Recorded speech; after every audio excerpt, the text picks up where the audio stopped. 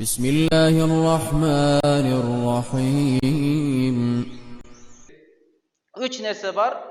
Bu жақсылықтың қазыналарынан болып есептеледі.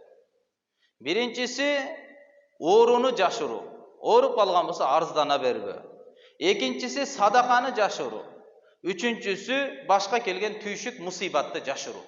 Бул жақсылықтың қазынасы экен да. Эгер үч нерсени ушул қазынаны жашооңузга алып келип алсаңыз, сиздин жашооңуздан жақсылық гана чыгат. Жашооңуз кыяматта мөмөлүү, үлүштүү болуп чыгат. Эгерде келген кыйынчылыктарды башкага айтпасак, Шурайх Ахмад Алей Бирекел айтып калды, өзүнүн жашоодо болуп аткан кыйынчылыгына арзанып калды да. Кандай кыйналып аткандыгын, жашоодо болуп жаткан түйшүктөрдү айтып калганда, Шурайх Ахмад Алей айтты: "Ияка анташкуа ли гайриллахи азза ва жал." Туганым, сен Алладан башкага арзануудан сактангын деди. Анткени сен кимге өзүңдүн түйшүгүңдү айтып аткан болсоң, же ал сенин досуң болот, же душманың болот. Эгерде сенин досуң боло турган болсо, анда анын кайгысына кайгы кошосуң, ал эч кандай тагдырды өзгөртүп сала албайт. Башыңа келген кыйынчылыкты алыс кылып бере албайт.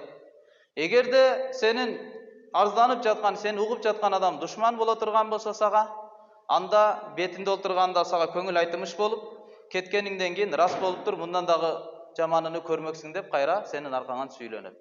Ошондуктан сага душман болбогон, жана алсыз болбогон, бардык нерсеге кудурети жеткен Аллах Таалага өзүңдүн арзы муңду айтканың дейт.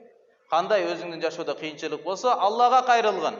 Анткени Аллах Таала бүткүл нерсеге кудуреттүү жана өз пенделерини жакшы көрүп жараткан, дайыма жакшылык каалаган зат болуп эсептелет.